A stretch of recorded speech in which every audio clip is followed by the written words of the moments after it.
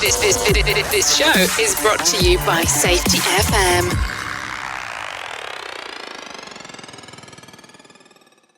Warning! The following podcast contains adult language, adult content, weird and unusual stories that all happen to be true.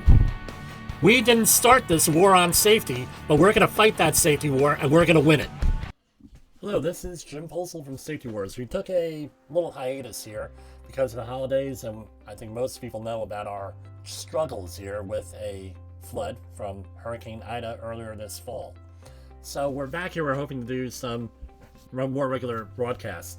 Today we're going to have something a little bit different. We're going to cover today and our next broadcast on outreach training. Specifically today we're going to talk about marine terminals outreach training. A little bit of background here. OSHA has a number of outreach training programs.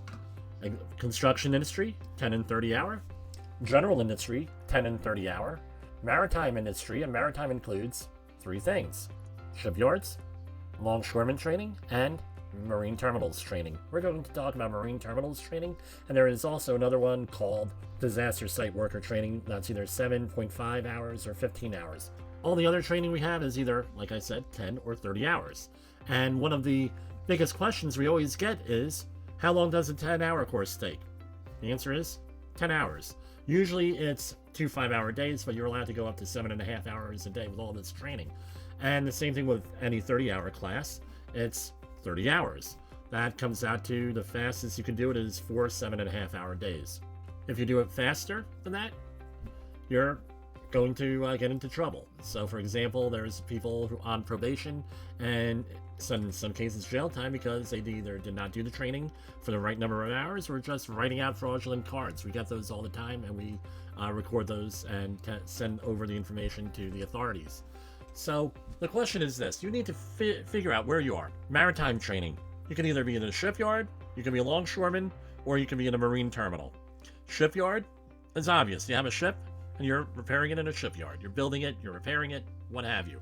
Longshoring, that covers aboard vessels. So for shipyard, for example, OSHA has the 1915 standards, part 1915. Longshoring, part 1918. Marine terminals is part 1917. And what is a marine terminal? It's not a oil terminal. It is an area where you are loading, unloading, moving or handling other cargo from a ship or gear within a terminal into any land carrier, holding things in a consolidation area, anything having to do with loading or unloading ships or anything with cargo, things of that nature. There's a legal definition for it. Now, some of the things with the outreach training program. I had this question come up today. My employees are qualified. They're all certified because they have an OSHA 30-hour card. In this case, it was construction. The problem here is this. A lot of jurisdictions, New York City being one of them, has a requirement that if you're working for the Department of Buildings, you need a 30-hour OSHA outreach training course. This is what the problem is. That's all fine and good that you need one for that.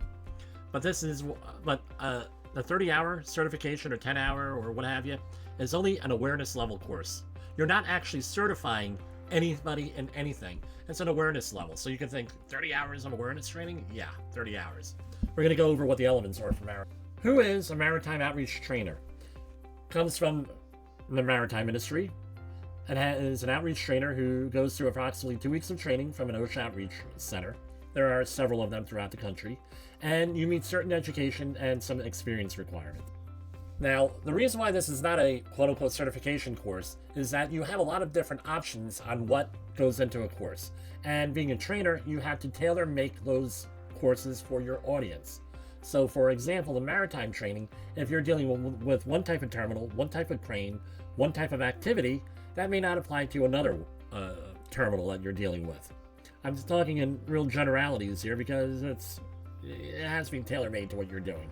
So a good trainer will often, if you were given the opportunity, go in and evaluate exactly what's going on. Maybe a site visit, an audit, things of that nature.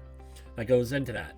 I had one shipping company in the New York and New Jersey area that needed some maritime training for marine terminals, and I said, well, what exactly are you doing? So they let me on the job.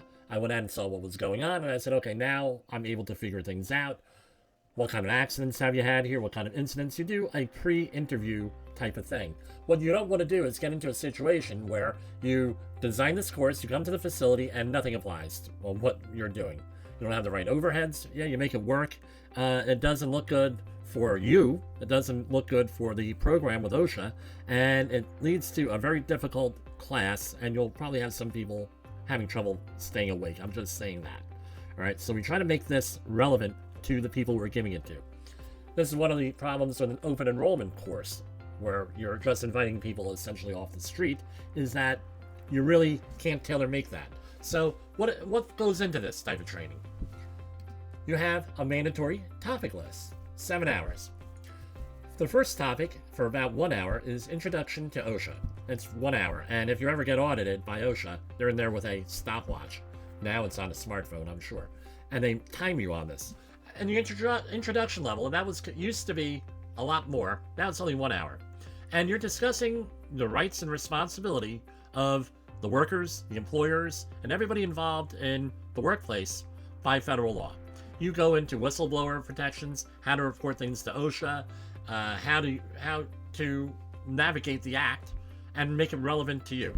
So in a 10-hour course, for example, that's much of a different, less in-depth focus than perhaps a 30-hour course, where you're going to want to go and maybe go into a little bit more depth, right, over later on in the electives section.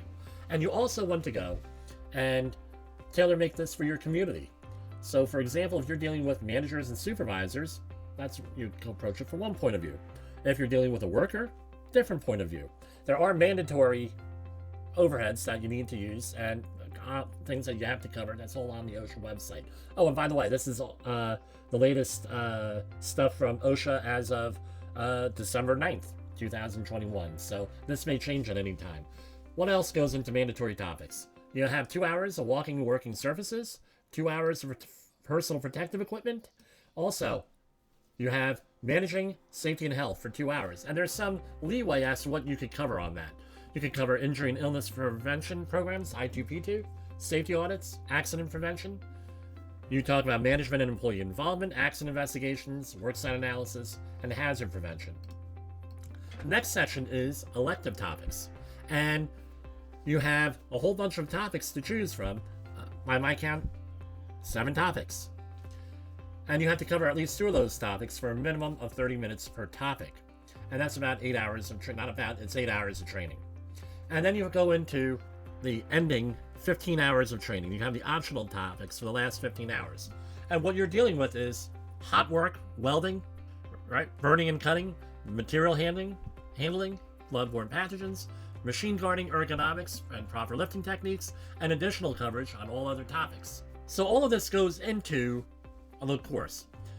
There's a lot of paperwork. The trainer has to keep track of everybody who's taken the course, sign-in sheets, any quizzes. I always try to do a group photo so we could go out and figure out who actually was in the training later on. And all those cards, all of that info gets sent into OSHA, where you get cards within 90 days. And all of those cards have to go to the people getting the training. So an employer, for example, cannot hold on to that card and say, well, you're not getting the card. The employee has to get that card. The employer cannot play games with those cards. So, for example, there's computer programs out there that are used to change names on cards, and then they photocopy them. It's a major issue. You can't do stuff like this. You got to follow things by the book. And the OSHA training people, the OSHA outreach training people, are supposed to do this stuff. You don't want to be on the receiving end of an audit by OSHA, because that really isn't good, and if you foul up on your paperwork, you're going to have a problem. That's all I have for maritime training. And thank you for listening. This is Jim Polzel for Safety Wars. If you are interested in getting any of this training, contact us at jim@safetywars.com. The views and opinions expressed on this podcast are those of the host and its guest and do not necessarily reflect the official policy or position of the company. Examples of analysis discussed within this podcast are only examples. They should not be utilized in the real world as the only solution available, as they are based only on very limited and dated open source information. Assumptions made within this analysis are not reflective of the position of the company. No part of this podcast may be reproduced, stored in a retrieval system, or transmitted in any form or by any means, mechanical, electronic, recording, or otherwise, without prior written permission of the creator of the podcast, Jay Allen.